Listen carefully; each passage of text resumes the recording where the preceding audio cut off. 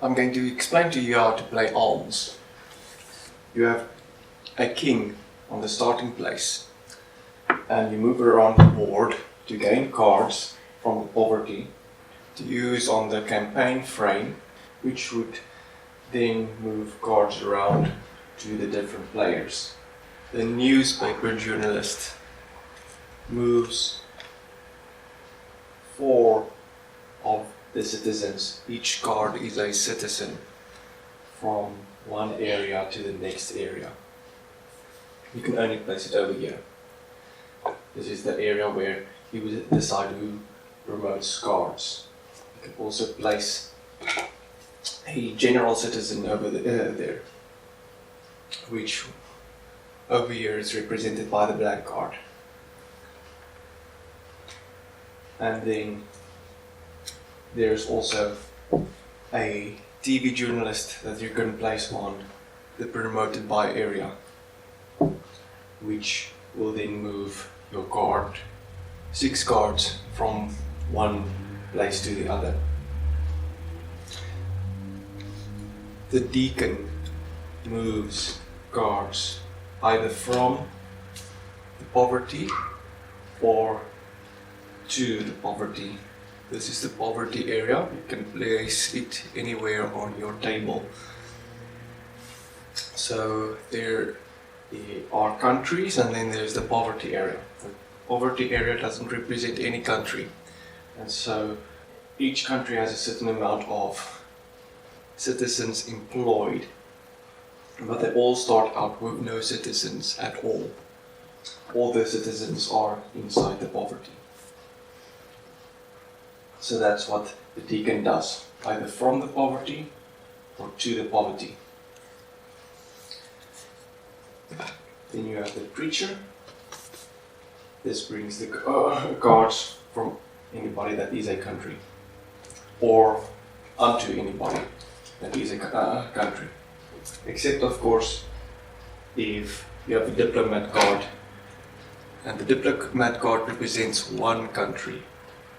So, in that case, it means moving it from that specific country to any country over there. The diplomat card can also be used to plan the campaign.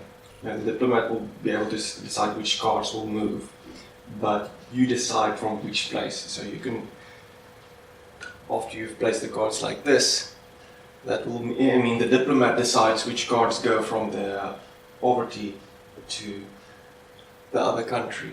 And you can send it to more than one country. But let's say you've got a diplomat card over there. That will mean that the diplomat will decide which cards from the poverty will go to him. Or if you have it the other way around, it's going to mean which cards from himself are going to move to the poverty. So the possibilities are endless with regards to how you arrange the cards over here. The other card that we have over here is the prince. So the prince basically represents you, but you can have more than one prince, because obviously a king can have as many sons as he wants to. And you're the king moving around on this board. You're gaining the citizens, you're employing them while you land on their places. The yellow areas over here represents each place where you can gain one of the citizens. So if you place your newspaper journalist over there, that means you're going to move 4 cards from the other country to the poverty. So let's say these are the cards that the other country has as its own, and there's not enough cards. And that means this option is not possible. You can't place a number 4 over there because you can't move 2 cards with the 4 over there. So you have to take this away, and then this open space represents 1 card only. And because this represents 1 card only, adding this card means that it represents 5 cards. So then you can move 5 cards from over here to wherever, if there were 5 cards at all. So let's say you want to move 1 or 2 cards, then you place the blank or the general citizen over there, because that's word of mouth. The general citizens spread the promotion by word of mouth if you add one of these. But you can't add more than one.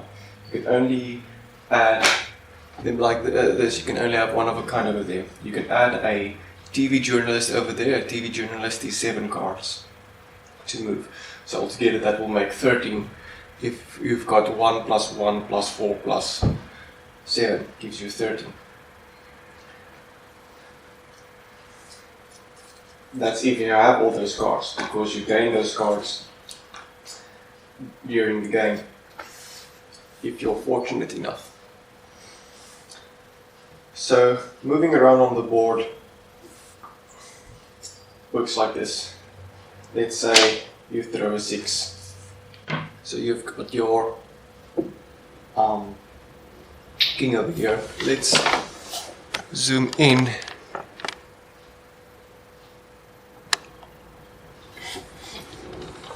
And see what we can do with the king. So let's say you've thrown a 6. That means you can move 3 times 6 spaces. Okay, that's 1, 2, 3, 4, 5, 6. 6 that way.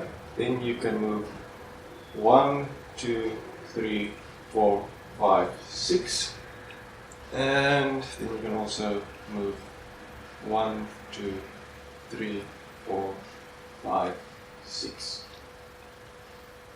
So every time you stop, you can gain the options that are available on each triangle. Actually, there's only one option for every triangle. So these white spots represents gaining 1 good general citizen, and the black spots represents gaining 2 general citizens, and the R represents a reroll. So if you land on an R and you throw a 4 and you're not pleased with a 4, then you can rather throw again and maybe you'll get a 5, and then you'll be pleased with a 5. You can only reroll once, and you can only use one of those numbers, because the number represents what's going to happen on the campaign frame. On the campaign frame that we have over here, if you're going to throw a 1, that's going to mean that all the cards that you have on the campaign frame will move to poverty after your turn is done. But if you throw a 6, then that's going to mean that all the cards on the campaign frame are going to return to you when you're done doing your campaign. If you throw a 2, that means that all the cards except for this one goes to the poverty. If you throw a 3, that means all the cards except for this one goes to poverty. If you throw a 4, that means all these cards go to the poverty, And if you throw a 5, that means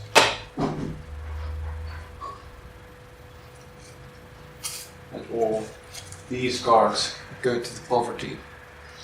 And if you throw a 6, then none of your cards go to the poverty. That's if you're going to decide to use a campaign instead of moving. So you have two choices on your turn. You either move or you promote something. You have a campaign. You can't do both at the same time. The preacher is the only card that can exist on both the from and the unto areas. Why? Because it's the only card that represents more than one area. So you can have the preacher over here, and it moves from one country to the other country.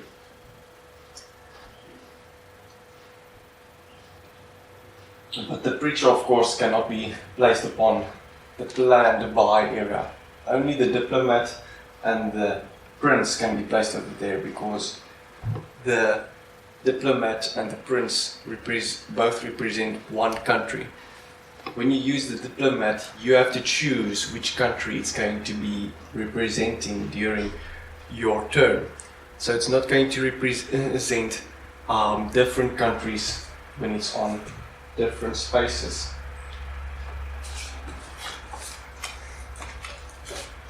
There's no such thing as this move over here. You can't move something from a diplomat to a diplomat, because a diplomat is only one country. So you can't move something from a person to himself. In the same way, you can't move a citizen from a prince to a prince. That, of course, will never work. When your king reaches the center, then your movement abilities will upgrade. You will be able to move double the distance. That means if you throw a 6, you're going to be able to move 12 triangles 3 times. Let's see how that works. Let's zoom in. Right. So let's say you've reached the middle, and now you want to move your 6. You've thrown a 6. So here's your king, and okay, let's rather move this guy over here. Here's your king, and you've thrown a 6, and you want to move. Okay, so that's 1, 2, 3, 4, 5, 6, 7, 8, 9, 12. That's your first move, and then it's 1, 2, 3, 4, 5, 6, 7, 8, 9, 12. That's your second move, and then 1, 2, 3, 4, 5, 6, 7, 8, 9, 12. That's your third move. And when your king reaches your starting area again, like over here, if you've moved all the way to the center and then got back to the starting area, then you are able to gain more citizens by trading them. I haven't explained this yet. So when you can't finish your campaign, then you would like to have an extra card. But where are you going to get your extra card from? You can exchange your general citizens for an extra card. You can do this You do this by giving the poverty your general citizens, and then you can get one of the general citizens. So 3 cards, 3 citizens, general citizens, will gain you 1 from the poverty. So if you have 9 general citizens, you can fill up the plant by, the from, and unto spaces on your planning frame, your campaign frame, with cards, and you only need these 3 to make a campaign, because you already have the open space representing the possibility to move 1 citizen from one area to the next. This you can do, of course, with your black cards also. The difference between your black cards and your white cards are, at the end of your game, your black cards will be -1 point for you, and your white cards are going to be +1 point for you. So if you want a lot of points, don't have a lot of black cards. When you've reached the center and got back to the starting point again, then your general citizens become stronger, because now you can use only 1 white general citizen to gain a card from the poverty, or 2 of the dark citizens to gain a card from the poverty. Just to remind you, you can't gain a newspaper journalist. When you have no general citizens and no other types of citizens at all, then obviously you can't make a campaign to move cards around from different countries or from the poverty. These smaller spots, let's just zoom in on to them.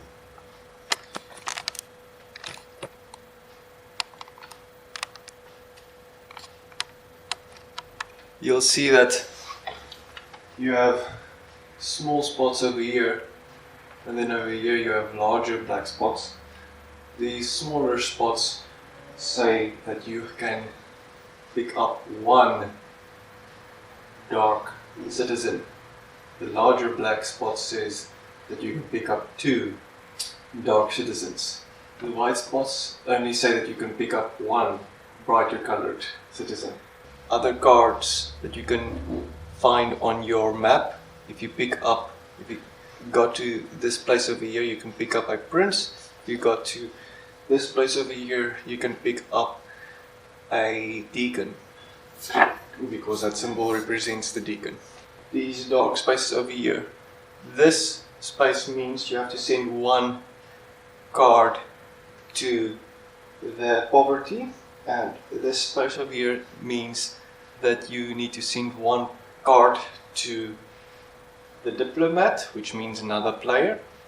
When you're inside the starting point, this is the only place on the board where you can own no cards at all and still exist.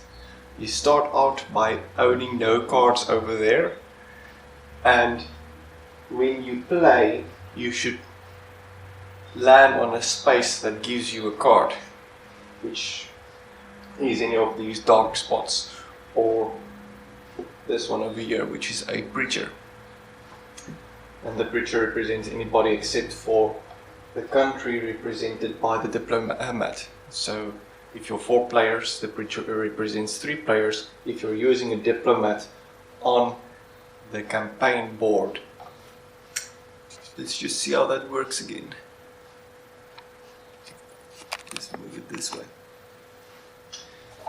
You can only place your preacher on the from or on the onto.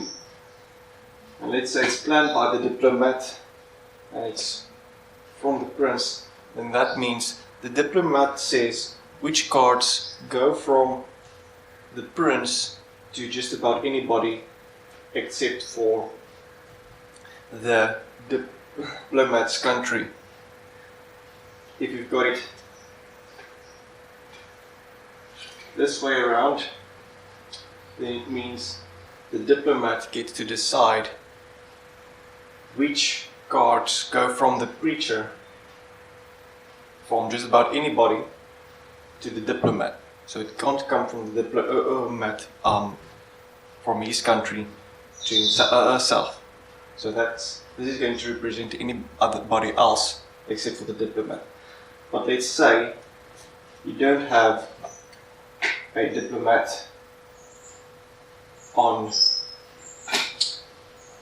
this frame, but over here in this combination there's no diplomat at all. That means any card from any country goes to the deacon.